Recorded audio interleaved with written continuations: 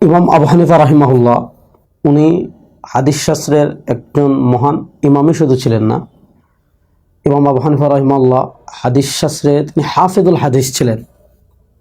হাদিস শাস্ত্রের একটা আলাদা একটা লকব আছে, যারা হাদিস শাস্ত্রের গভীর ব্যুৎপত্তি অর্জন করেন বা হাদিস শাস্ত্র নিয়ে ব্যাপক জানাশোনা যাদের থাকে, একটা স্তরে গেলে তাদেরকে বলা হয় হাফিজুল হাদিস। হাফিজুল হাদিসের সংজ্ঞার ক্ষেত্রে যেগুলো আমাদের দেশে অনেকটা প্রসিদ্ধি আছে, যে যার এত লক্ষ হাদিস, এগুলোর আসলে ভিত্তি নাই।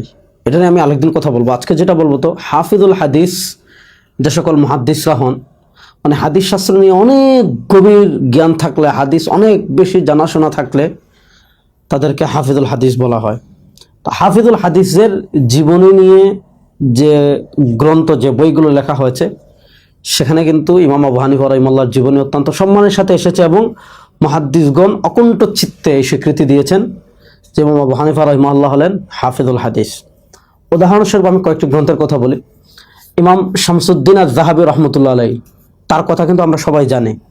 ইমাম শামসুদ্দিন আয-যাহাবী রাহিমাহুল্লাহ 748 হিজরিতে ইন্তেকাল করেছেন।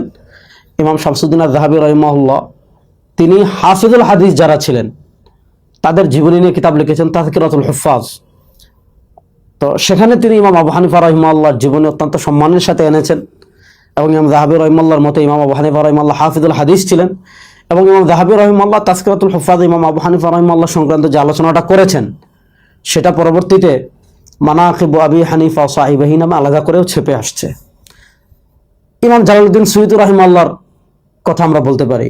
ইমাম জালালউদ্দিন সুয়ুতী রাহিমাহুল্লাহ ইন্তেকাল করেছেন 911 হিজরিতে। ইমাম জালালউদ্দিন সুয়ুতী রাহিমাহুল্লাহ তার হাফিজুল হাদিসের জীবনী নিয়ে তার কিতাব আছে তাবাকাতুল হুফাজ, সেখানেও তিনি ইমাম আবু হানিফা রাহিমাহুল্লাহর জীবনী এনেছেন এবং জালালউদ্দিন সুয়ুতী রাহিমাহুল্লাহর মতেও ইমাম আবু হানিফা রাহিমাহুল্লাহ হাফিজুল হাদিস ছিলেন।